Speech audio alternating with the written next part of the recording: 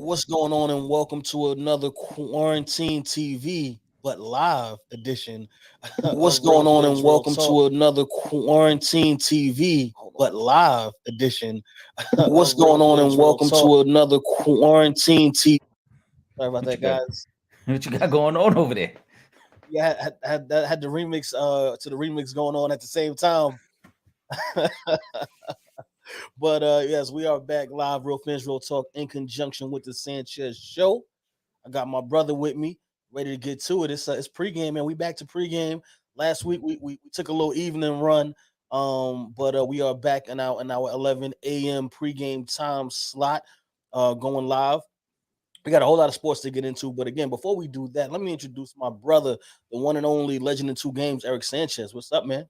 What's really good, man? Super excited for today's show. And you're right, we did evenings, but the pregame I think fits us better. Exactly. Plus, it's so much football we want to sit back and watch too ourselves. Right. We fans. We not just we don't just do the media thing. We also football fans. So we want to see how teams play this week. The Giants they got a very winnable game coming up against the Texans. Your Colts got a new head coach making his debut this week. But we're gonna get into all of that.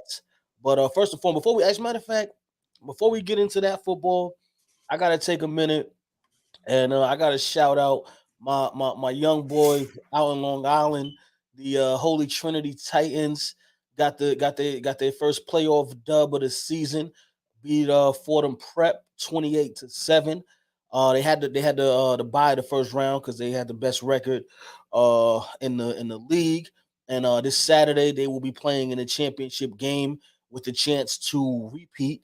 I don't know when was the last time a high school team repeated, but they got a chance to do that this upcoming Saturday. So I'm very excited about that. Big shout out to QB1 Rocco, my guy Nick Parisi, who is I believe the number 7 ranked player in the state right now, and just everybody on the from the coaching staff on down to the last man at the end of the roster. Congratulations, young men.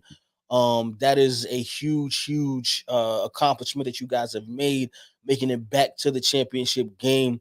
So I just want to wish you guys all of the best going into the championship game next week. Now, with that being said, let's get to the pros, man, because there's a lot going on this week. There's actually a game going down right now, and it was in Germany. Uh, Mm-hmm. that's right. We got a game going down in Germany between the Seahawks and the Tampa Bay Buccaneers. That was an early morning game. I forgot all about that game, Eric. Then I woke up when I started getting the computer together. I was like, oh shoot, we got a game going on right now. And this is actually one of the games that we spoke about on Friday evening when we were live, and that's the Seahawks and Bucks game. Bucks is up right now, 14-0. That's a good look for them because they need all they can get right now in the win category. They got my main man Tom Too Cool under 500 for the first time, and I don't maybe in his career.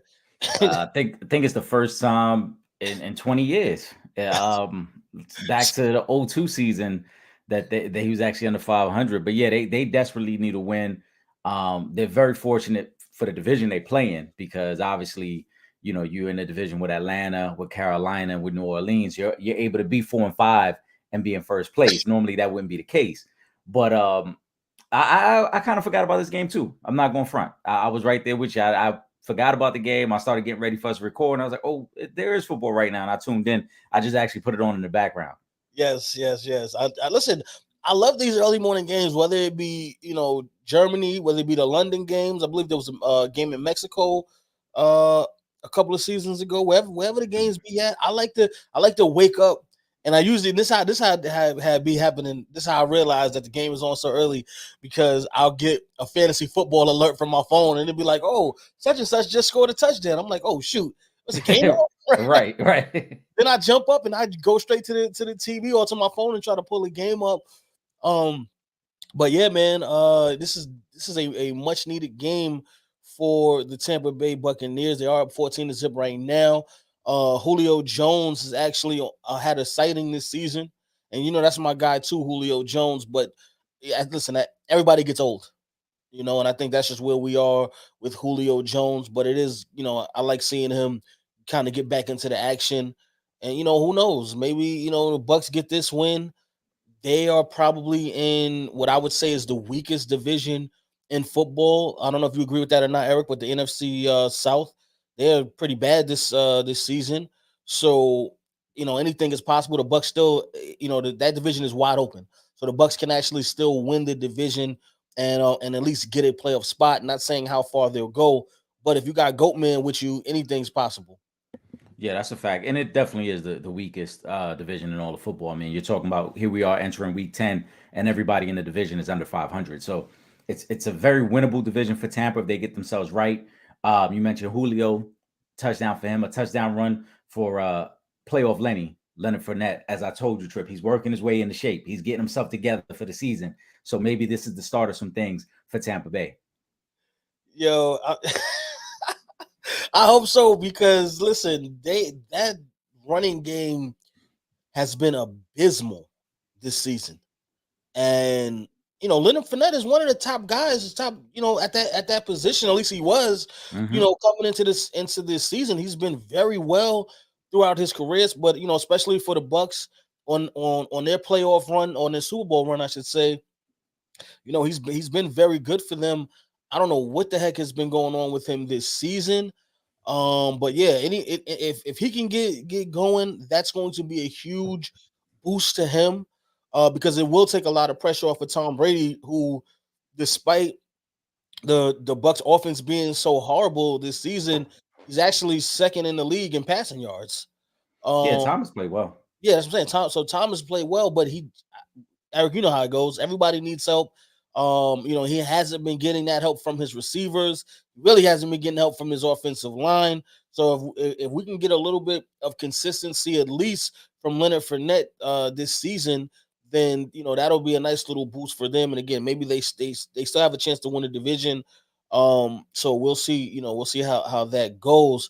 On the Seahawks side of things, they're playing some very good football. This was one of those games though that they needed. They need to win this game. That division is not completely sewn up. I know they're in first place right now, but you have a San Francisco 49ers team who just a couple of weeks ago added Christian McCaffrey to an already explosive set of offensive weapons, and they're coming. They're right at on the heels of the Seattle Seahawks. So you lose this game, and now you both have four losses, in four in the loss column, and San Francisco can get right back into this thing. And again, the Rams are not too far behind. Neither are Arizona. These guys are pretty much, there's a game pretty much separating all four of these teams in the division. So it's still anybody's division. So if you're Seattle, you need these games, especially when you're talking about a Bucks team that has really struggled this season. This was your opportunity to go in and really put a little bit of distance between you guys and the 49ers. You go up 7-3, and they're 4-4, it makes it a little more difficult for them to catch up to you. But if you lose this game, you cracking the door open even more. No, yeah, you're right though. They need this one. Right now it's 14-3, just under 10 minutes going to third quarter. So still a lot of time left. But the division is super tough. Seattle still has matchups within the division left. They've already finished their games against Arizona, but they still got one more against San Fran and one more against the Rams. So I think that division is going to go down to the last week of the season because, as we've already talked about, how good San Fran is, and the Rams, though they haven't played up to expectations, they're still the Rams. And, a couple good weeks could change that for you. For the Rams, it'll be interesting to watch this week, though, because doesn't look like they're going to have Matthew Stafford today, who was in concussion protocol. So they are desperate for a win as well. Yep, exactly. Um, so we got to see how this thing plays out. Again, there's still a lot of time left in this game for Seattle to come back, but they're gonna have to start and them field goals. Although they might help somebody out in fantasy football, them field goals ain't gonna help when you down 14-3. You're gonna have to put some touchdowns up on the board. I mean, one of the things to their favor, though, Tampa has not been a high-powered offense all year. So, being down 14-3, like I said, Tampa has had instances this year where their offense has gone flat and they stop scoring. So if you're Seattle, like I say, you just got to play smart, stay in it, and try to see if you can put a couple possessions together. Yes, absolutely. Now there's a guy who could possibly help out, either one of these teams who should be coming back off of an injury that he got in the Super Bowl, this past Super Bowl. One of my guys, uh Odell Beckham Jr. He is looking to sign with the team by the end of November. Now, he's got a little list out there of teams, and I'm going to read these names off to you, Eric. And I want you to tell me, one, where do you think it's most likely Odell Beckham Jr. lands, and two, which team would actually be the best fit for Odell Beckham Jr. So we have the Dallas Cowboys. Excuse me. I'm sorry. My bad, Eric. I just, that's how I feel about that one. Sorry. The Buffalo Bills, the Kansas City Chiefs, the New York Football Giants, and the San Francisco 49ers. So those are the teams that Odell Beckham Jr. has narrowed things down to. I'm gonna let you take it away, Eric.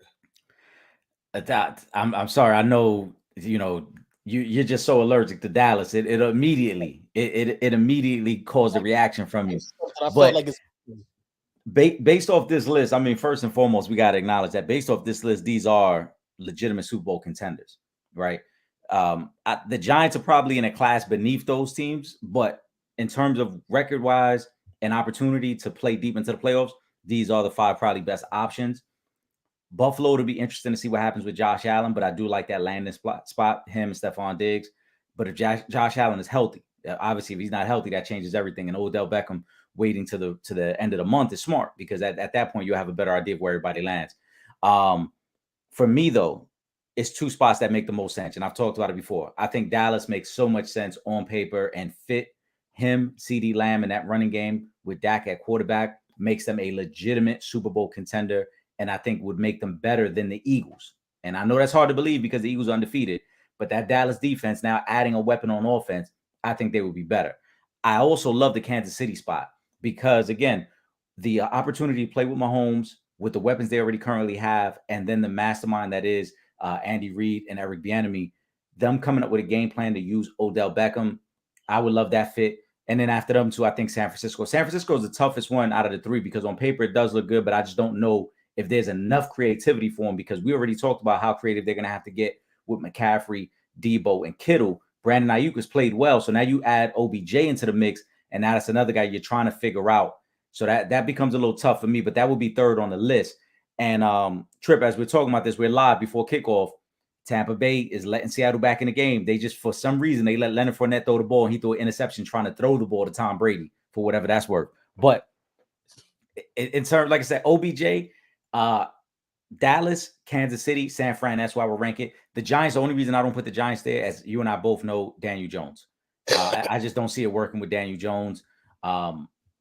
If you're OBJ, you would look at it and say, how is that any different than when I played with Baker Mayfield? The frustrations I had there in Cleveland with Baker would probably come into play with the Giants. So I don't think it fits there. It would be a great return to the Giants, but I don't think in terms of what he's looking for long-term, it makes sense. First of all, let me just say this, Eric. I thought you was my brother. The fact that you listed the Cowboys and you were so strong in your opinions on the Cowboys and putting them in that ranking order, it hurts my heart. You cut me real deep right here. I'm sorry, man, but listen, and this is why we always say it's important. We appreciate all the supporters. We appreciate everyone who takes the time to rock with us, tune in. But I told you weeks ago, man, I felt it was starting to creep that way. And then I think Jerry Jones watched the show, because then he started petitioning publicly for OBJ and how great he would look. Now we're hearing other guys on the team say, hey, man, that star on the side of the helmet would look really good on Odell. So I just think from a competitive standpoint, we talked about the Eagles, how great they are. We talked about the moves the 49ers have made and how good they can be. I would love to see Dallas join that conversation just to give it a little bit more competitive balance in the NFC of like, all right, now it's not just two teams. Now we've got a third team that could legitimately make a run. Yeah. All right. So for me, if I'm ranking them, I'm I'm actually gonna take the Giants out of the equation because my bias is always gonna say I want Odell to come back to the Giants because obviously our wide receivers have been horrible this season. So yeah, Giants definitely need a wide receiver. And if you're talking about one of the best in football, and you get Odell Beckham Jr., that would be great. But I just in the pecking order of the teams that I just listed, I just don't see him going back to the Giants unless he just misses New York and really just wants to come back to New York. I don't really see him going to the Giants. I'm going to cancel out the 49ers as well for a lot of the things that you mentioned. There's already a lot going on in San Fran already. And they have a top wide receiver in Debo Samuel, who's a dual threat wide receiver. They just brought in Christian McCaffrey. You also have George Kittle, who's probably a top three, four tight end in the league, and then, Brandon Ayuk on the other side of that. They also have that top defense, but I just don't see where Odell fits because even with the Rams last season when he signed with the Rams, they didn't really have all of the offensive threats that the 49ers have this season. So I think it'll be a little different because whereas with the Rams, he was able to just come in and pretty much take over the number two receiver slot. You know what I'm saying? Obviously, he wasn't gonna be number one because Cooper Cup was there, but he could fit right in and be the number two receiver there. So I'm gonna take them off the list, and then it would come down to the Cowboys, the Bills, and the Chiefs. And if I'm ranking those, I probably put the Dallas third. Not because I just don't want him to go to the Cowboys, but just because I think he has a better chance of winning a Super Bowl or at least getting back to a Super Bowl playing with either Patrick Mahomes or Josh Allen. I'm gonna go second with the Bills. Just and this is only because right now, we don't really know what's gonna happen with Josh Allen. I know he's supposed to be playing today, but Eric, you brought up something on the Friday Night Live that another analyst was saying in regards to that injury. And the fact that he was already listed as day to day, I want to see him at least get through this week before I say, okay, it's fine.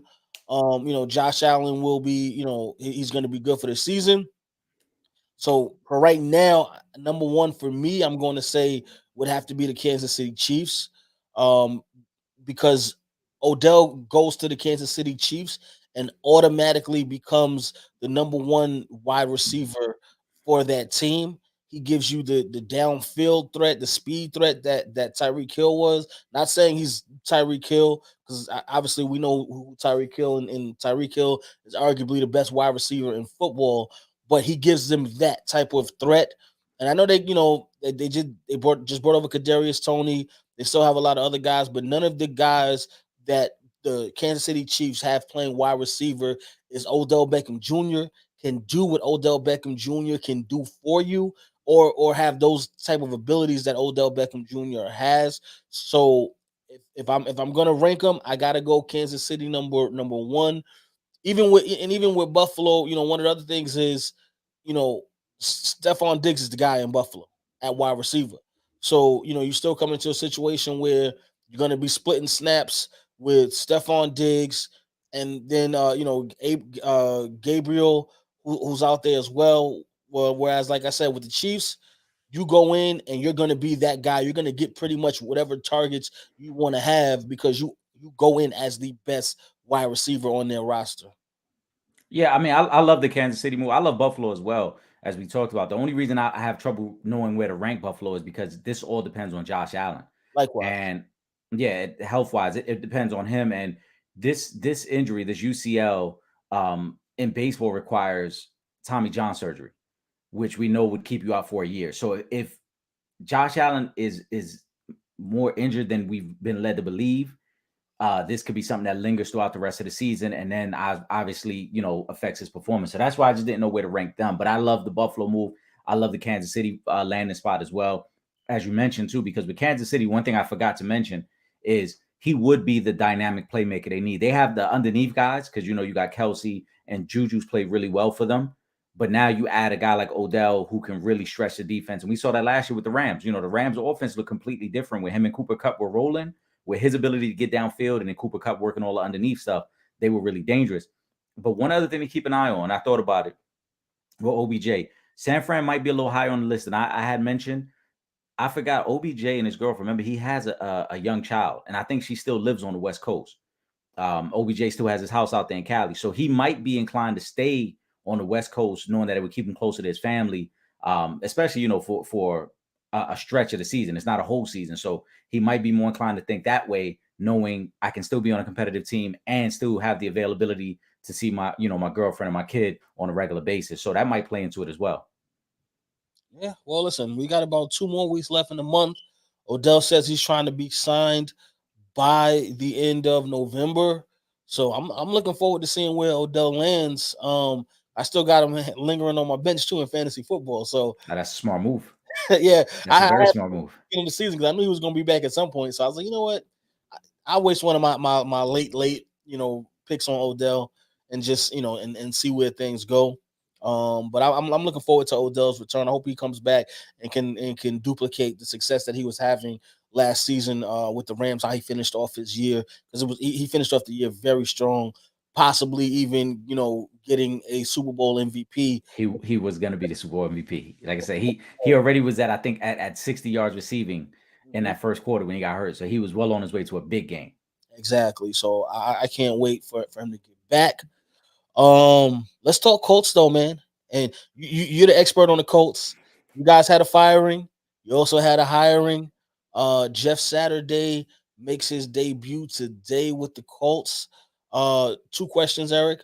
1, do you like the hire? And 2, does Jeff Saturday start his NFL coaching career off with a win today? Well, I'll start with the second question. There's a good chance he will, because the Raiders are just as bad as the Colts, and I think the Raiders are going to be missing multiple starters on offense today, because I think Hunter Renfrow is out, and I think Darren Waller might be out as well. I haven't seen the official report if he's going to be out, so it's possible. But in terms of him being a good coach, only time will tell. I'm not super excited about the hire, to be honest, just because he doesn't have the experience, and I think this Colts team is headed towards kind of just tanking the rest of the season away. Darius Leonard it looks like he's going to be out for the year. They've already made moves to move on from Naheem Hines. Jonathan Taylor's been in and out the lineup. The old line is bad. So I don't think they're trying to really be competitive these last 10 weeks of the season. I think they're looking more along the lines of, let's give some young guys a shot, like Sam Ellinger. Let's see where we land. And then if we get a high draft pick, so be it. So I think this is more of a situation for Jeff Saturday where he can come in. If he can be a motivator and a game planner, then he might keep the job long term. But I don't think there's much to be excited about, because there's nothing to really salvage here. The team is 3-5-1 right now. They would have to get really hot just to make the playoffs. And even then, I don't think we would consider them a threat in the playoffs. I thought some of the criticism of him is a little harsh, because he has so much respect within the organization. You can never discount what that means to the players in that locker room when they look at a guy who's won a Super Bowl there and has his number retired and his pictures are all over the building. I think there's a different level of impact than, let's say, if he went to another organization. Then I can understand the criticism. But within the Colts organization and the way he's viewed and respected, I understand the move. Not excited about it, but I understand the move. Yeah. Yeah, I see I see that part of it. Just the history that he has. He's a Super Bowl champion with the Indianapolis Colts. So I'm sure he is very well respected within the organization amongst players and amongst the upper brass. Um, Obviously, for me, when people talk the experience talk, I don't really put too much on that, because if you know what you're doing and you can do it, experience really doesn't matter. What matters is what we see on Sunday or Monday or Thursday, which whatever day the team is playing on. Yeah, obviously experience is good, because certain situations that come up, you might want to know what to do with them. But at the same time, Jeff Saturday has played in the NFL for a very long time. So even though he hasn't experienced it from a coaching standpoint, I'm pretty sure anything that could possibly come up from a player standpoint, he's already experienced it. He's seen what coaches do in different situations, and this is someone who since retirement has still been very involved with the organization, so he knows what's going on. I'm sure he has relationships with the players, with the coaching staff. Just because him being a consultant, he has to have those type of relationships. So I don't put too much on the experience. What I do put a lot on is the schedule that the Colts have to end the season off. Going on the road to Vegas, that's a toss up game. But then you got the Eagles. Pittsburgh, they should be able to beat the Steelers. But then you have Dallas on the road right after that, followed by a Minnesota team, a one-loss Minnesota team. After that on the road, then you got the Chargers, and they're getting healthy again, followed by a road game versus the Giants, and then they end off the season versus the Texans, which is another chip shot game. Well, at least it should be, but with the way they've been playing, it'll probably be a very competitive game. But they have a tough schedule to end the season, so I don't really, know what we're gonna get out of Jeff Saturday, just because the team is so banged up. I don't know what's going on at the quarterback spot. They need a quarterback. They haven't had a solid quarterback or anything close to that since Andrew Luck retired. So they have to deal with that. I think that Jeff Saturday is kind of in a lose situation here, which again, I don't think it bothers him, because I just think he's one of those players. And I had a conversation with the kicker from Holy Trinity a couple of weeks ago, and we were talking about what he was planning on doing, and he was just saying how listen, whatever the coach wants me to do or whatever the team needs of me, that's what I'm gonna do. And I think that's the mentality that Jeff Saturday has, where it's, listen, I love this organization. I have so much respect for this organization and everybody that's within it. I want to do my part to help out, and if that means stepping in to coach for the rest of the season, then so be it. That's what I'm going to do. I think he's going to give it his best, but ultimately, I just think the team is just so bad right now with all of the injuries and a lot of the things that you mentioned, Eric, where it's not going to be a good look either way. I know we spoke about Reggie Wayne, possibly, maybe should have been the guy that was called if you were going to go with a legacy hire. Um, but you know what? This might actually be better for him, because once you step in and take that head coaching spot, now that record goes to you. And we already know what the roster looks like, and we know what their schedule looks like, and it's going to be a tough rest of the season. Yeah, and when I mentioned Reggie Wayne, I mean, nobody knows if Reggie Wayne even wanted the job. Like, we got to also factor that part in. Like, so many people have an opinion on, oh, Jeff shouldn't have got the job. All right, well, who gets the job then? Because, as you mentioned, for most coaches, I don't want to step into somebody else's mess, right? This is a mess that Frank Reich created there, and now I don't want to go there. And like you said, now these wins and losses fall on me in a situation with a roster that I had no control over in the middle of the season. I don't think they wanted to do that, and I don't think any other coach really wanted that either. Yeah. For the Colts, I think the way they're viewing it is a win-win, as you mentioned. If Jeff Saturday is a good coach and they found a diamond in the rough, great. He was the interim coach for half a season, and we found him, and now we'll build that way. If he's a bad coach, then you let him go. He was an interim coach. There is no contract attached to this. It's not as if they said, we signing you for 5 years. They're basically giving him an audition for the rest of the year. That's all it is. And like you said, if it works, great. If it doesn't, so be it. They still need to find a quarterback, whether it be in the draft, whether it be in free agency, whether it be through trade, but they need to address that position. And I also think the Colts are looking at it from a standpoint of, look, we're going to probably reshuffle this whole situation anyway. So give somebody who has the respect of the team, of the organization, a shot. And like you said, just because he's never coached the game doesn't mean he doesn't know the game. I think that's a misconception as well, because there are a lot of guys who were first-time head coaches who have been successful, who were not head coaches anywhere else, and were not even assistant coaches. I mentioned on Friday, John Harbaugh of the Baltimore Ravens was a special teams coach. He wasn't an assistant coach. He wasn't an offense coordinator. He was a special teams coach and has been successful. Sometimes you just need to find a diamond in the rough. Yep, exactly. So, we got to wait and see. And hey, And I Amen. like what you did there, Trip, too, bringing up the schedule. You know, that's my language right there. I love to bring up the schedule. I love a good projection of the schedule. I got you, bro. I got you. I got you. But and you mentioned the quarterback. The schedule might be the best thing for them because the only way to get that quarterback they're gonna get. I mean, with the exception of maybe they could possibly trade for Aaron Rodgers, just because the Packers are so bad, and I was Yeah, hearing rumblings that they may consider trading Aaron Rodgers. But honestly, if you're this bad and you continue to lose during the season, you could possibly lose your way into getting CJ Stroud or Bryce Young out of Alabama. So it kind of works in your favor whether or not, because again, I even if they're losing, they're not firing Jeff Saturday because obviously they know what they have with the roster. They know the issues that they have. So he's gonna be there. And if you're losing, you just increase your chances of getting one of those young quarterbacks, which is actually, the best thing that could happen to the Colts right. And because that's what they need. yeah, and it's an 8 game audition. As you listed off the teams there, there's probably 3 winnable games. The rest of those games are going to be tough. Like you said, the Eagles, the Giants, Dallas. Those are going to be tough games for them to win. But if he finds a way to win 2 or 3 games and shows that, hey, I can coach this thing up, maybe he gets a shot. If he doesn't, then so be it. They'll be checking out other coaches this offseason. Exactly. Listen, at the end of the day, I think it for Jeff Saturday, because we know the schedule that the Colts have upcoming. For me, if I'm the GM, if I'm the owner, excuse me, and I want to see you win, I want to see you beat Las Vegas, I want to see you beat Pittsburgh, and I want to see you beat Houston.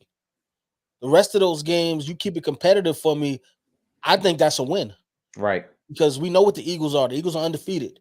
We know that Dallas and the Giants are both very strong teams this season. We know the Chargers have one of the most explosive young quarterbacks in Justin Herbert, and by the time they play the Colts, they'll most likely have Mike Williams back in the lineup. So that's going to be a tough one. And again, going on the road to face a Minnesota team that's been one of the hottest teams all season, I'm sure he's not expected to win those games, especially when you're talking about the injuries that they're dealing with in the QB situation. So if you keep those games competitive and you win those 3 games that I mentioned, honestly, I think that's a great job that Jeff Saturday has done on the season.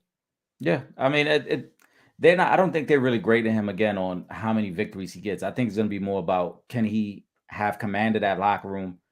Is he leading the team in the right direction? I think that's where Frank Wright kind of lost his way a little bit. Um, in the beginning, it worked, but as you mentioned, they lose Andrew Luck. To be fair to Frank Wright, I mean, he's had 6 different quarterbacks for 6 different years. You know what I'm saying? Which that's never going to work. That's not a recipe for success at the most important position. So he kind of lost his way. I think he kind of started losing that locker room a little bit.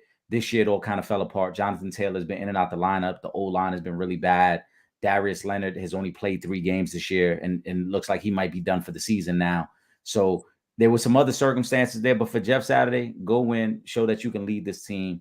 And like you said, if you win those games you're supposed to win, and then you're at least competitive in some of those other ones, then we're probably having a different discussion in 2 months. Yeah, I agree. Um, let's talk a little bit of Giants right now. Let's do it. Um, I I'm extremely disappointed in one of my guys, Xavier McKinney. That's an Alabama guy as well. So I've been following this kid for some time now, bruh. You cannot be on vacation and get a hand injury that could possibly cost you your entire season when that Giants defense has been so good this season. The team as a whole has just been playing very well. You can't come on, bruh. You on the bye week, just relax, stay home, be with your family, whatever you got to do. But you cannot go out there and get a freak hand injury that will put you out for the season when you're a big part of the reason that Giants defense is as good as it is. I don't even know what to say to that. Um, the good thing is, I mean, I don't think they need him to beat the Texans because they're just horrible this season. You know, they got a lot of issues internally with themselves, with Brandon Cooks and whatnot. So I still think the Giants, beat the Texans easily in this game today. But I'm just so disappointed in Xavier McKinney because, bro, the team is as good as it's been in the past couple of seasons. You're a big part of that, and they're gonna need you come playoff time. Yeah, it's big. They won't need him this week. They won't miss him this week, but it's also a learning experience for the young man. And as you mentioned, moving forward, he'll realize what a lot of the vets realize, that on that bye week, we just chilling. We might fly out somewhere, but we just chilling. We're not doing nothing crazy. We're not doing nothing that could injure us and freak accidents. Nah, we just chilling. So he'll learn. But the Giants, listen, man. I Did you pick him for 401k pick this week? I think you did, right? No. I didn't pick the Giants this week for 401k. My 401k pick this week. I gotta look at the notes. I as I'm looking at this game, I'm like, why didn't any of us pick? Oh no, you got Dallas this week. Yeah. But we should have picked the Giants because the Texans are bad. And I like Lovie Smith. I really do as a head coach, but they don't have a lot of talent. No. Anybody who has Saquon Barkley, you should be starting today Oh because yeah. Trip, Which I do. which and I'm sure you're starting them. The Giants are averaging 160 yards rushing a game. The Texans are giving up 180 yards rushing a game. Saquon is probably going to go for about a good $140 today. So Saquon and Daniel Jones might go for yeah, right. So this is one of them games, like I said, that the Giants is just stylistically, it's a terrible matchup for the Texans. If you think the Texans stand a chance, it's tough because they can't stop the run, and that's what the Giants love to do. So Yeah. I expect a big day from the Giants, and I think the Giants win this game easily, man. Yeah. One more injury that I just want to list. Minka Fitzpatrick, the safety from Pittsburgh, has an appendectomy. He's going to be out a couple of weeks. And you mentioned Leonard, who's going to be out for the Colts linebacker, is going to be out for the rest of this season with a neck injury. Monday Night Football, Washington versus Philly. I mean, obviously we kind of all take Philly in this game. But is there any surprises that that you can think of? Is there any way, shape, or form in this galaxy or another galaxy far, far away where Washington can upset Philadelphia in this game? The only way I see it is if Philly beats themselves. If Philly has a couple stupid turnovers early in the game, and then maybe Washington's able to take advantage. But other than that, I just can't see it, man. Washington does not have enough talent on either side of the ball to keep up. Philly has shown us all year that they can get the explosive play whenever they want down the field. And then they show defensively as well that they can shut you down and they can take the ball away from you as well. That's why all their games pretty much, have been laughers going into the fourth quarter. They jump out on you quick and then they suffocate you the rest of the game and they don't give you a chance to get in it. There's not really an area I think where Washington has any advantages here because, like I said, defensively they don't do much. Offensively they don't do much. They're only averaging 17 points a game, which falls in line with Philly because Philly gives up 16 points a game. So it's a very tough matchup for Washington. Early turnovers might be the only way. If Philly turns the ball over early a couple times, maybe Washington can take advantage and get a lead. But over the course of the four quarters, I just think Philly's way better. Yeah, really quick because I just want to go back to the Giants for a second because I forgot Ryan sent in a question. Shout out to Ryan. He wanted to know, I guess one, should Xavier McKinney be punished by the Giants, and two, how much does his loss hurt the Giants? Um, as far as the punishment goes, you know what, I don't know if I'm the right person to say because again, it's not like I mean he's on vacation. You know what I mean? Even though I do feel like, yo, bro, the heck are you doing? Like you're in season right now. Don't be out here doing nothing crazy that's gonna put you in jeopardy. But again, he's on vacation. He's not with the team. They're off. It's a bye week. What can you really say about that? As far as it hurting the team, though, again, I don't think it hurts the team this week versus the Texans, but I think long term, if he's not able to get back for the playoffs, which I doubt he will be, I think it does hurt the team. Yeah, that's really what it comes down to, how long he's going to be out for. I think in the short term, it's not that big of a deal. Again, you got the Texans. You got Detroit next week, though Detroit's offense is pretty good. But again, those are two very winnable games for the Giants. After that, it gets a little trickier because you got the Dallas game, you got the Philly game, and then, like you mentioned, long-term playoffs. So that's where it could be felt. But in terms of punishment, no, it's the bye week. Guys are told to be smart, but they're not punished for being stupid. If you do something dumb, do something stupid, unfortunately, it is what it is. So, Yes. I don't think he should be punished for that unless there's something specifically in his contract that said he wasn't supposed to be doing that. Yeah. You can't. I don't think you have any basis to really, suspend him or anything. Exactly. Big shout out to Ryan. No, appreciate that. Guys, if you have questions or anything that you want us to get to that we haven't gotten to, always feel free. Send those comments in. Just either type them right here in the chat, or you can DM us your questions, whatever it is. We will get to as many questions as we can. Last game NFL, we're gonna go take the Thursday night game coming up. Tennessee versus Green Bay. I mean, we both know Green Bay has been horrible this season. I don't see why this would be the game where they get a big upset win over Tennessee. Derrick Henry is looking like the Derrick Henry that ran for 2,000 yards a little bit over a season ago. I just don't see Green Bay being able to do anything with them. They just don't have the weapons on the offensive end to compete with anybody. The defense hasn't been good for a while anyway, and it wasn't like they did any major upgrades on the defensive side of the football for me to be like, all right, well, offense is suffering, but at least the defense is playing well. So no, I think Thursday night football, I think Green Bay takes another loss. Aaron Rodgers gets more frustrated than he already is, and Derrick Henry just does whatever the heck he wants to do, pretty much. Yeah, unless Ryan Tannehill doesn't play, he's supposed to be back today. But if Ryan Tannehill is not ready for some reason for Thursday's game, which is another 4 days away, that's the only way I can see Green Bay winning because Malik Willis is just still too raw as a quarterback.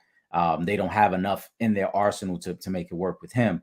But Derrick Henry, man, I mean, for all the time he missed last year, he worked himself into game shape pretty quickly, I would say, Trip. He's ready to go. He looks like the 2,000-yard rusher that he once was.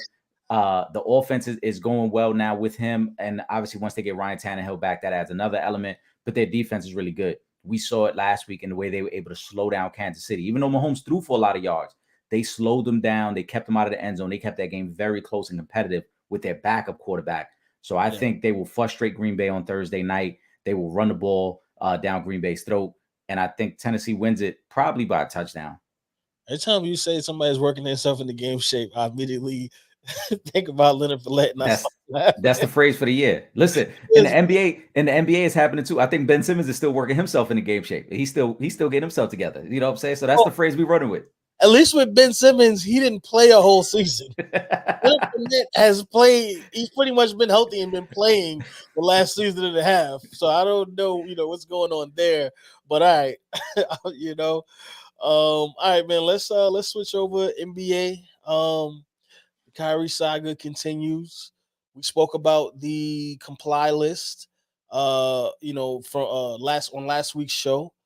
Since then, he has completed everything on the list. He met with Adam Silver. He met with Joe Tsai, both of which have said that they don't believe that Kyrie Irving is anti-Semitic, which we didn't believe either. He just made a post and that post was just so controversial that it caused this big uproar, caused him possibly his relationship with Nike. And some other things as well. He still, however, is not back with the team. So my question to you, Eric, is how long or if we see Kyrie Irving play for the Brooklyn Nets again this season? I still don't think it will happen. When we talked about it on Friday, when we talked about it last week, I think the Nets are kind of leaving this open to interpretation. So the only way I can interpret it is that you guys don't really want him back because, as you mentioned, yesterday would have been the fifth game that he should have missed. There should have already been a statement prepared to say, hey, Kyrie will join us at some point during this West Coast trip, which is actually the opposite. They're saying they don't expect him to be a part of this West Coast trip. They got 3 more games on the West Coast trip. I believe they got the Lakers today. They get Portland, and they got another game out west before they come back east. So they don't come back. Then their first game back off the West Coast trip is November 20th. So we're still about a week away for that. I haven't heard anything from Brooklyn side that make me think that he will suit up for them again. And so I have to believe that behind the scenes, yeah, they probably patching it up, but they might also be saying, look, we're looking for a deal. And would you be willing to go to this team, or give us a list of 4 or 5 teams that you would be willing to go to, and we'll try to make it work? I think your Lakers are going to be on that list, because that was one of the teams that we had heard all about off season. But I don't think Kyrie comes back to Brooklyn to play as a Net. Yeah, I'm still up in the air on this one.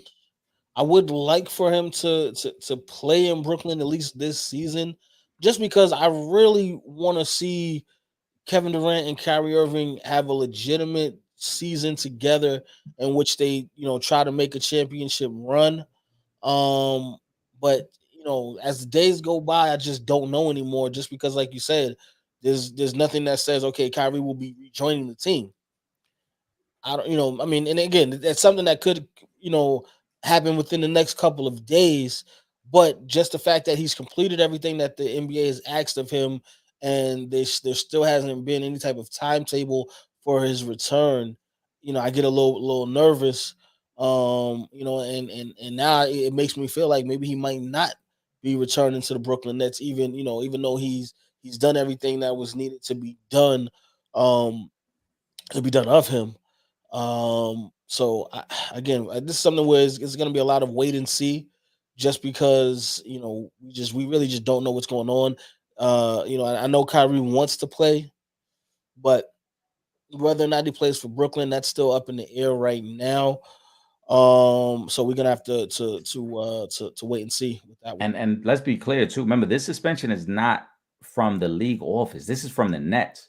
Yes. So, as you mentioned, the list and all the things he has to do, you would think there would have been a point where as he was approaching the completion of that list, the Nets would have been like, all right, so now what's the plan to get you back on the court? If we got the maybe Sunday against the Lakers isn't the right game for you, being that it's the back-to-back for us, and you would have to travel out west to be with the team. But do we want to get you ready for the Portland game? You know what I'm saying? What game do we want to get you ready for? Because this was something that if you were genuine about him coming back after 5 games, you should have already had a plan in place for that as well. You should have had a plan in place as to, is it going to be that first game back against LA, or is it going to be another game on the West Coast trip? Or is it better to just have him start at home after the team is off for a few days, and that way he gets a practice under his legs? So that's the part that's confusing to me as well, because it doesn't seem like the Nets really have a true plan as to how they want this to go. It just seems like there was a punishment, there was a list of things to do, and then it's kind of like, all right, now we'll wait and see. We'll figure it out as we go along, which, in all fairness, isn't fair to Kyrie. Yeah. I mean, I don't think the Nets have a game plan for pretty much anything at this point, because the talk the past couple of weeks was that they were going to be bringing Ime Udoka in to be the head coach of this team, and you and I both know that that's not the case, because they have recently announced that Jacques Vaughn will now be the Nets head coach for the remainder of the season. So I don't know if they have any idea of what's going on with anything within the Nets organization. First of all, do you like the coaching hire? Or would you have preferred Ime Udoka? I think Ime is a more established coach, but I love the move for Jacques Vaughn, because he's a guy who's paid his dues. And as we always say, give somebody a shot who has earned that shot. He's been on several coaching staffs. He was the interim coach when they fired Kenny Atkinson before Steve Nash became the head coach. He stood on the staff with Steve Nash, and he's showing you now as a head coach that he's more than qualified for the job. So I like the move. And I think it brings a little bit more stability to the Nets organization, because I think bringing in Ime, though it would have been a headline grabber, it might have been a headline grabber for the wrong reasons, because you still got to deal with all that baggage from Boston, along with everything else that's taking place within the organization right now. So it's a stability move. And I tweeted it, and I wonder, I think this is also a move by the Nets of stating, look, we're going to take a little bit of that power back from Kevin Durant, and I don't want that to sound in a negative way, but Kevin Durant has been given a lot since he's gotten to Brooklyn, and the results haven't really added up to what they wanted. So now they probably would have loved to go with Ime, because they know that's who Kevin Durant wanted. But now it's like, nah, we can't keep going down this path of more headlines, more drama. Let's get some stability. Let's get a guy who's already on the coaching staff to take over and let him lead us. and quiet things down a little bit as opposed to throwing more gasoline on the fire. Yeah, and I think, as a head coach, uh, Vaughn has, and again, I hate to go back to the experience thing, but with Steve Nash, when he first signed up, and I don't want, because obviously we know what I just said about experience earlier in the season, but in this situation, if we're talking about Steve Nash going to coach the Kings, or you know Indiana, or one of the, or the Rockets, or OKC, then it doesn't become a factor. Experience here is dealing with superstar egos. That's the type of experience that is needed to coach a team like the Brooklyn Nets, because we know how Kyrie Irving is. We know how Kevin Durant is. So that's where I think the experience kind of comes in. And if there's not a level of respect, which there really wasn't for Steve Nash. We heard about the comments that Kyrie made in regards to Steve Nash's MVPs and how he should give them to Kobe. And whatnot, and also the "we don't need a coach" statement that Kyrie made as well before they even had a coach in place last season. So for those situations, yes, you need a guy who's respected by the players, because when you're dealing with superstars, if you don't have their respect, it's going to be very hard for you. And obviously, Steve Nash is no longer the head coach of the Brooklyn Nets, so clearly it's not easy just to go in and work with two guys, especially when you're talking about, a guy in Kevin Durant who probably feels like, what you gonna tell me? My career is better than yours. Well, I mean, and to your point too about inexperience, it's one thing to be inexperienced in a situation where there are no expectations, right? Yes. When you're just developing it, like we talked about, perfect example with Jeff Saturday, there are no expectations there with Jeff Saturday and the Colts. Mhm. So if you win games, you lose games, it doesn't matter. It doesn't change anything here, right? We just want to see if you can do the job, and we're building towards next season. Yes. It's another though if Jeff Saturday was taking over the Buffalo Bills, because the Yeah. Buffalo Bills, right, got Super Bowl aspirations. And as you mentioned, that's what Steve Nash walked into. He walked into a situation where that first year KD doesn't play as he's rehabbing.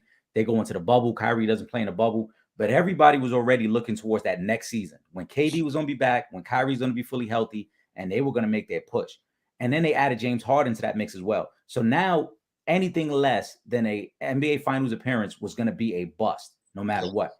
And that's where the inexperience comes in, because now you weren't experienced enough to handle and navigate that. You needed somebody who was a little better qualified for that position. Jock Vaughn, I think, is very qualified for this current position.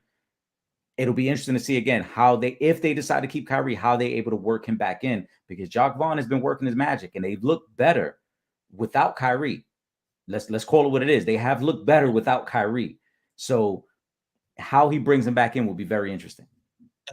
Absolutely. West Coast, my guy LeBron James, day to day right now. Your business partner. My business my business partner, LeBron James, has a strained abductor muscle. He's gonna be out. He's day to day right now. He's about 1,076 points away from passing the great Hall of Fame center Kareem Abdul-Jabbar on the all-time scoring list. Um, do you think at all these little ticky-tack injuries that LeBron has been getting this season, when he's missing a game here, missing a game there, do you think that this stops him from breaking the record this season? No. I think he'll put it into overdrive the last 2 months of the season if he needs to. So I don't think that'll stop him at all. I just think that the ticky tack injuries are what comes kind of with the territory at this time of this part of your career. All the games, all the miles on his body, and the fact that the rest of the team isn't really good enough to do more of the heavy lifting. It really does fall on Braun and AD to do all the heavy lifting. So, father time along with responsibility, and the body starts to break down. But I think he'll put it in overdrive after the All-Star break. He knows at that point, I think the Lakers will have a really good idea of where they're headed. You and I both talked about it many times. Without a trade, they're not headed anywhere. So I wouldn't be surprised if Braun kind of paces himself now, kind of see where you're standing come late February, early March, and then it's like, all right, now we got to go. Let's finish off the season strong, and we're gonna get this number. Yep, I agree. I agree.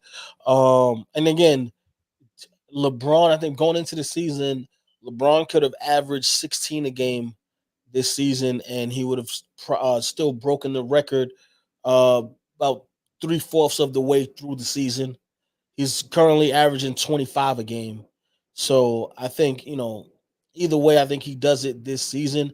I just hope that they actually have a playoff team put together when he does, and they're actually fighting for something as well. Because I mean, listen, it's an amazing thing that he's about to accomplish, but you want to be on a contending team when you break the all-time scoring record. You don't want to be sitting in second to last place and you pass Kareem, because it's kind of it takes away in some way from that accomplishment because the team is so bad. Obviously, all-time leading scorer, that's going to be, something, because again, we're not going to see anybody pass LeBron James possibly for a long time, especially if you consider you have to play a year at least of college basketball before coming into the league. And LeBron was able to come into the league straight out of high school. So that's a year, you know what I'm saying, that everyone who's coming after LeBron James is not going to have, as far as to fill their stats up. So I don't see this happening again for a very long time.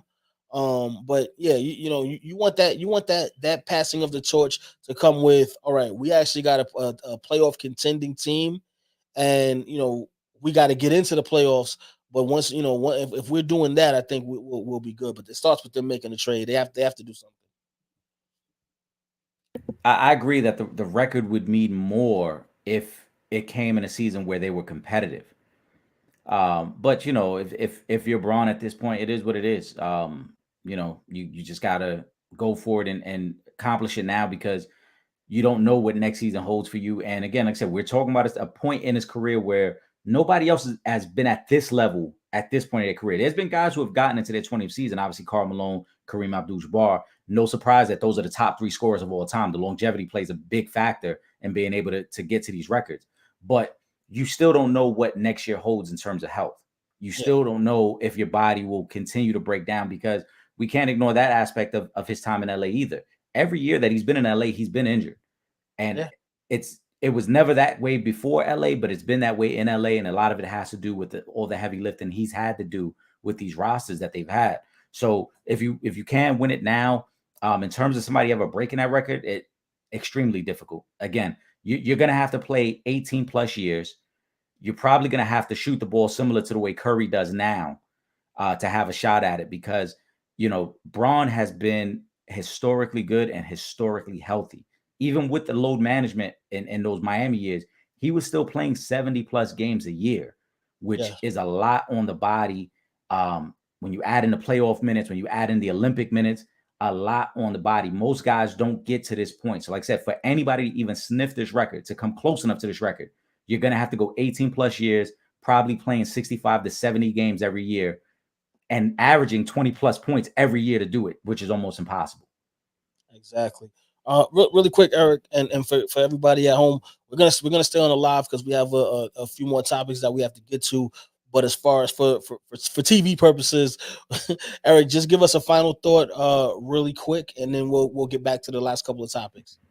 Final thought, man. I appreciate everybody tuning in. Like I said, you could be anywhere in the world, but you're rocking with us, so we greatly appreciate it. Keep tuning in Friday nights for the Friday Night Live series as part of the Sanchez Show. Keep tuning in Sundays, man, and definitely check us out on Wednesdays. Grown and Sexy Crowd, as you like to say, a Trip, shooting a shh. That's a fact. That's a fact. Make sure you guys are subscribed to both the Sanchez Show and the Real Fans Real Talk podcast on all major streaming platforms. And make sure you're following us on all of our social media, facebook.com/Real Fans Real Talk, Instagram, Twitter @Real Fan Talk, and subscribe to that YouTube channel, youtube.com/For the Fans Productions. And finally, if you are not in the New York City area on Thursday nights from 8 to 9 p.m., don't worry. You can still watch us from anywhere in the world. Just hit up the website, www.realfansrealtalk.com, click on that red button on the homepage, and you can watch from anywhere in the world. All right. With that being said, we're gonna continue to rock out on the live. We got a few more topics that we got to get to before we let you guys go enjoy your Sunday football. Y'all got an hour anyway, so we good. We only gonna be on for maybe another 10-15 minutes, and then we're gonna get up out of here too because I want to get comfortable, get in my recliner chair, get the nachos together, get some wings ordered, and we're gonna go from there. Um, but NBA, I want to talk Delonte West, someone that we've spoken about several times in the past. He's been arrested again. This is the second time within I think like a week or two time span. I don't want to go too deep into the arrest itself. I want to kind of bring the discussion back around to something that we've tried our best to talk about on the program, which is mental health and mental wealth. um, we know what Delonte West has been going through since his NBA career, and obviously he's dealing with a lot of mental health issues right now. I know at one point, I think last year, the Celtics were trying to help him out. I don't know exactly what happened with that because obviously it seems like we're back to the same thing. But I really wish that somebody can reach out to Delonte West and just and stick with them, because a lot of times what happens is we give you a shot, we try to help, and then you don't do what was needed, and we just say, all right, you know what, we tried, and we wash our hands from you, of you. But from someone who has worked um in the substance abuse field, and who has family members that have been in worked in the substance abuse field for decades. I understand that a lot of times it takes more than just once or twice, to help somebody. Sometimes you got to keep on keeping on, until the job is finished. And obviously, the job with Delonte West is not finished because he's still dealing with so much right now. My prayers go out to that brother. Yeah, I agree. Thoughts and prayers go out to him, man. And um, I don't know. I don't know what the right advice or opinion is on this because this is a very sensitive subject, as you mentioned. Because there have been some people within the NBA world who have tried to help him. The Boston Celtics, Mark Cuban.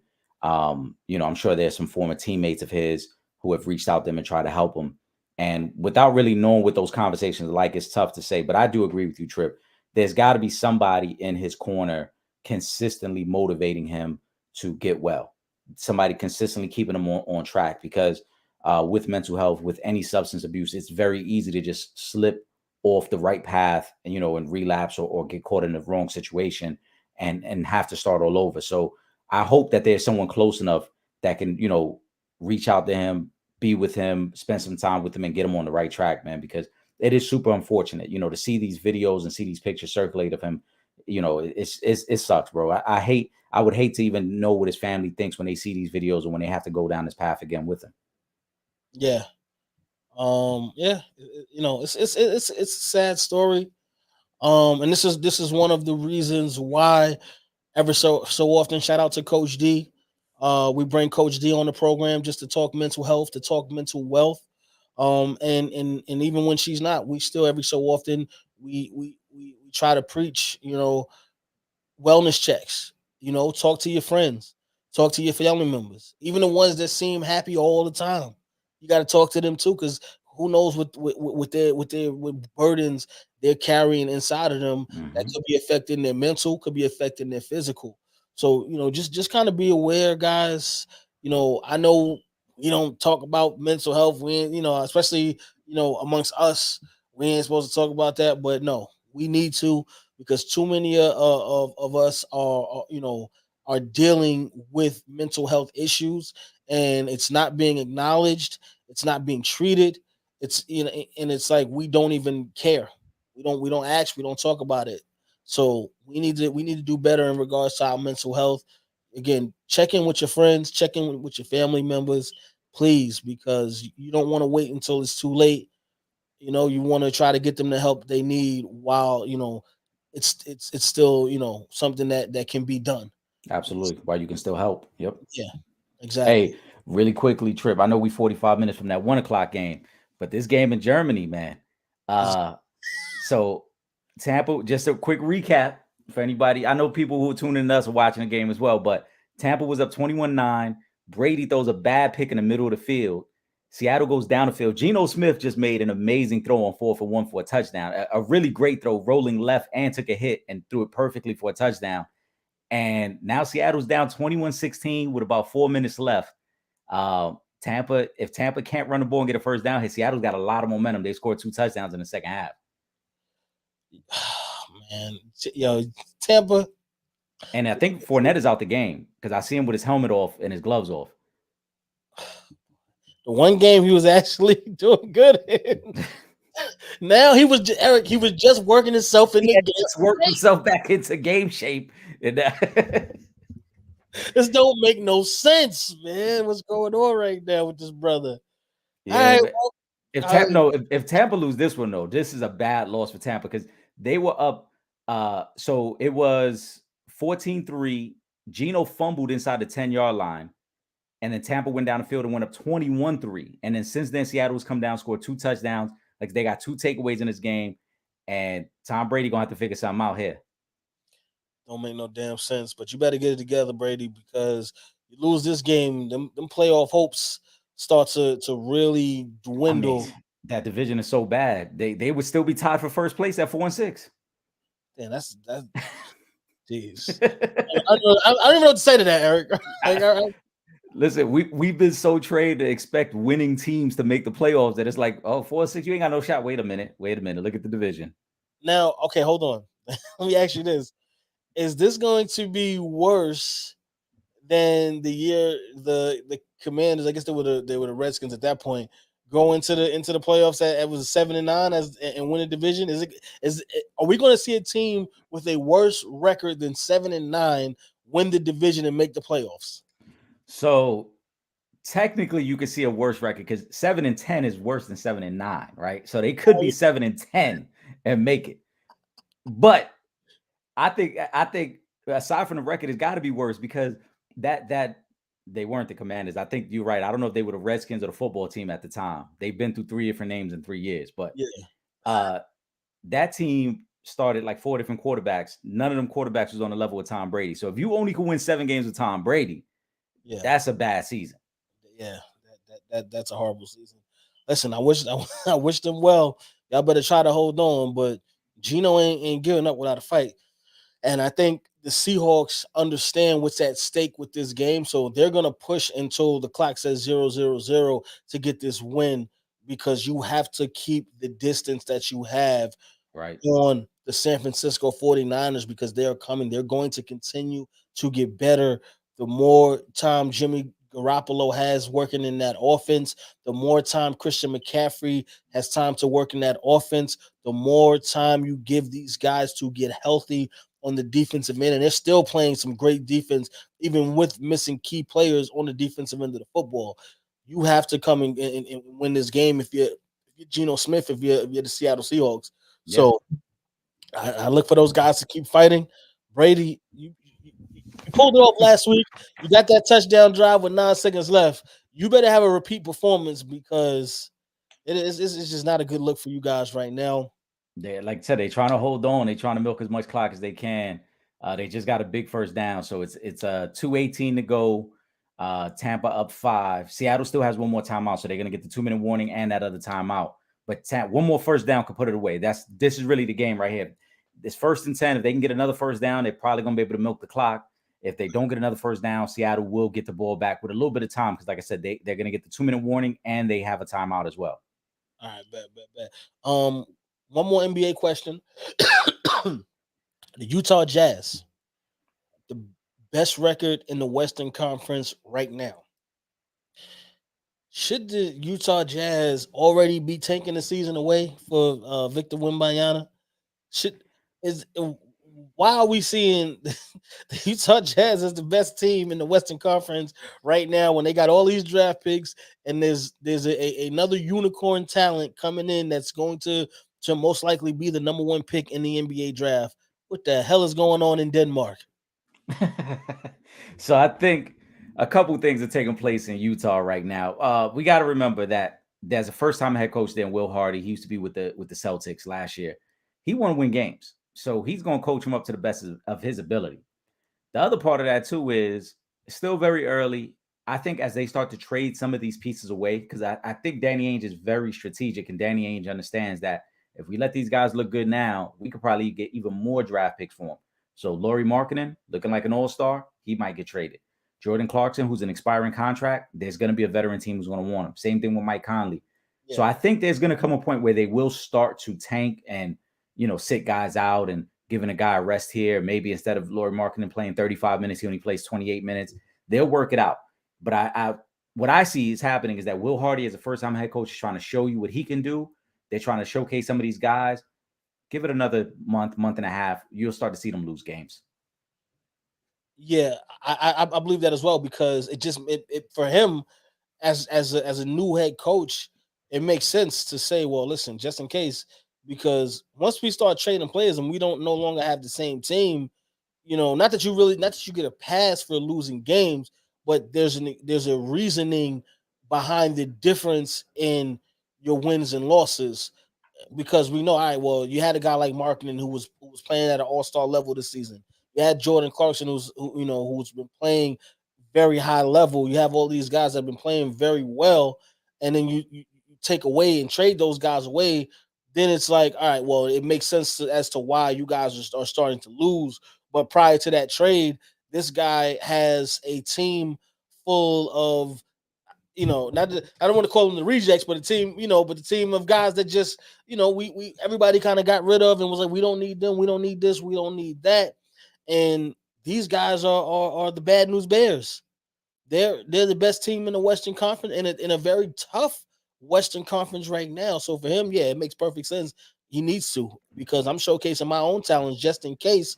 Listen, if things don't work out here, at least you're gonna know. Well, listen, with a roster full of guys that nobody wanted, he had them as the best team in the West. It wasn't until the GMs said, all right, we're gonna start trading these guys away to get draft picks, that they started losing. So that looks great on him and on his resume. So he'll continue to get jobs, even if, let's just say Utah was to go a different way next season. He still can hold his hat on. Well, listen, I had the bad news Bears as the best team in the Western Conference up until the point where GM said, well, we want to just go get more draft picks, and we're going to trade away the nucleus that has us playing like the best team in the Western Conference. Yeah.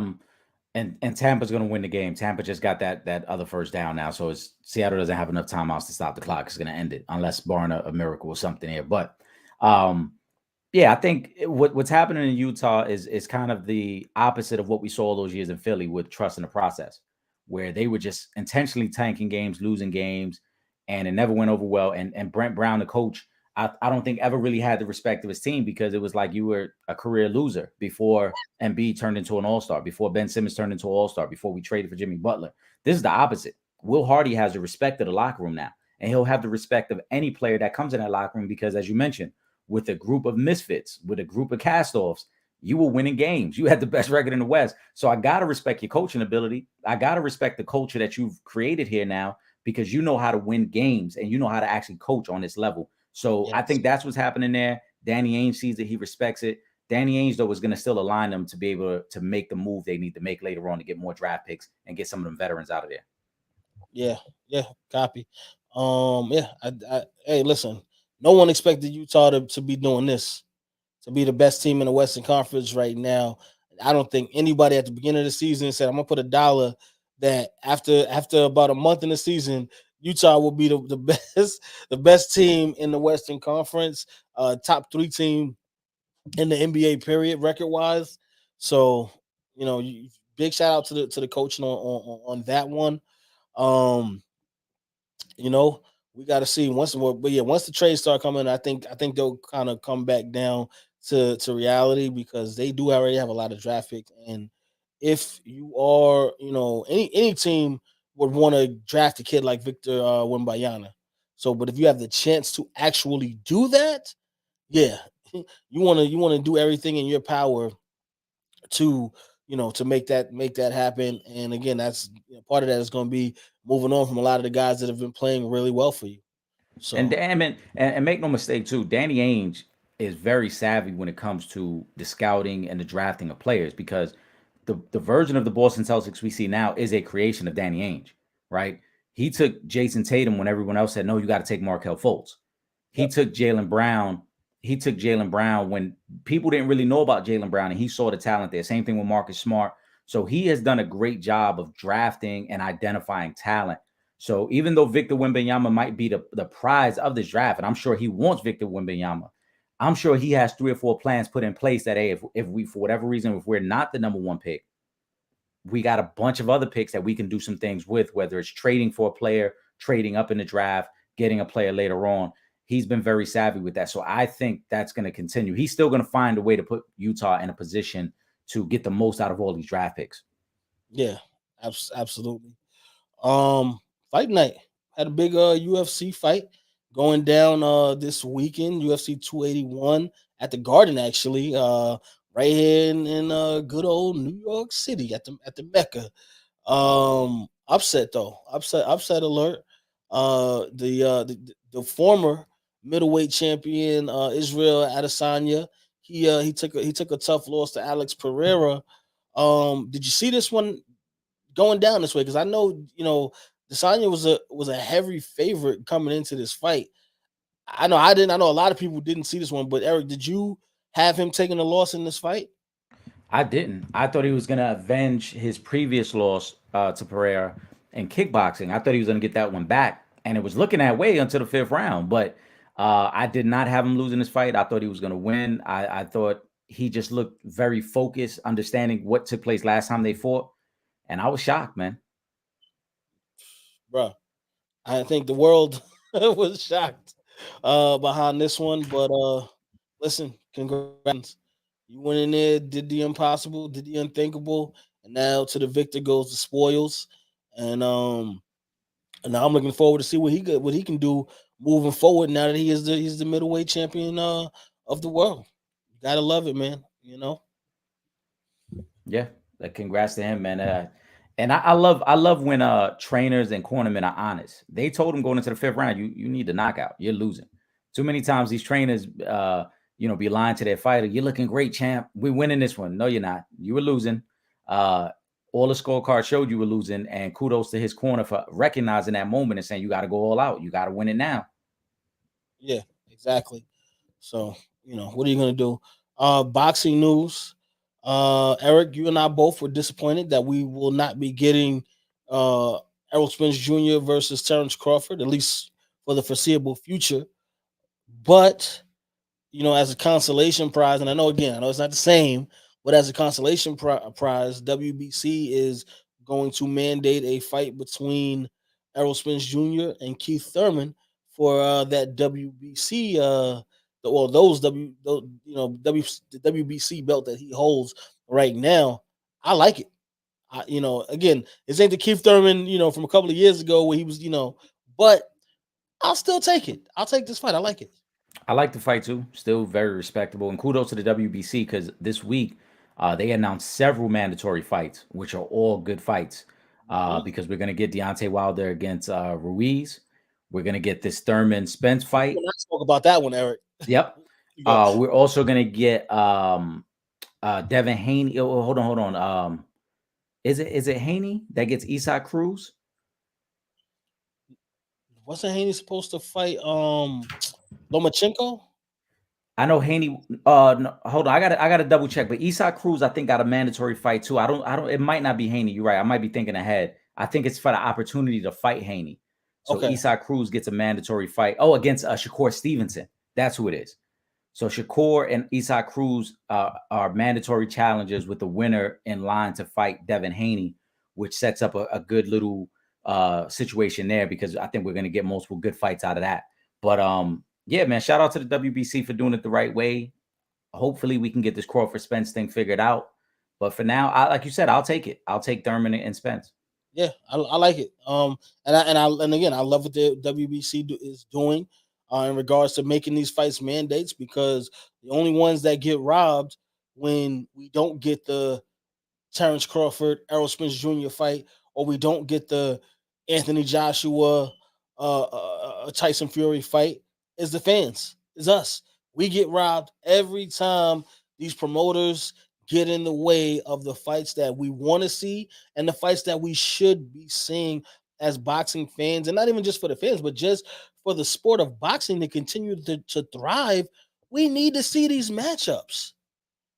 So shout out to the WBC. Also, shout out to the WBC as well, because they will not be, again, at least for the foreseeable future, they will not be ranking Russian or Belarusian boxers within in their ranks. They are taking a stand. Obviously, the world knows what's going on with the war over there between Russia and Ukraine, and excuse me, everything that's going on with that. And the WB stepped in, and we said, all right, well, listen, they're trying to do their part. I'll give them that. They're trying to do their part to help in this thing. Not that I think that the powers that be in either one, of these places is gonna be like, oh well, you're not gonna rank out boxes. All right, let's just end this war and let's everybody go home and apologize. But I love what the WBC is doing right now. They are really stepping it up, and they are finally, you know, pushing the sport of boxing and helping the sport of boxing to thrive. This is what we need. And again, I like to go back to the interview with Deontay Wilder where he spoke about the WBC championship belt. And he said that's the belt. That's the one that everybody wants. And this is the division that is really stepping their game up. And I hope the WBO, I hope IBF, I hope, WBA, I hope ringside, everybody else, I hope they follow suit and step up and make these mandatory fights happen.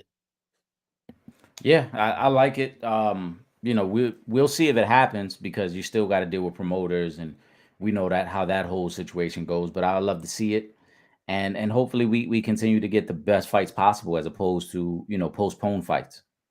Yeah, exactly. Man, there's nothing more that you can ask for as a boxing fan than to get a mandated fight between two guys that should have been fighting each other already years ago. And we got to play the back and forth game because promoters doing what promoters do.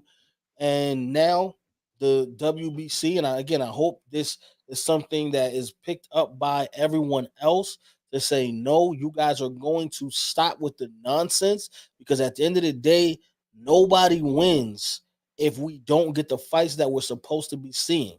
Hmm. So I'm looking forward to it. Eric, man, let's get ready to get up out of here. It's almost game time. So we got to start getting the snacks ready for today's game. But really quick, anything you want to drop before we get up out of here? No, no, man. Like we said, a little while ago, man. Just keep tuning in, subscribe, Real Fans, Real Talk. Subscribe to the Sanchez Show. Subscribe to Shooting the Shh. And catch us, man. Catch us every week. We got the Friday nights now on lock. We got Sunday mornings on lock.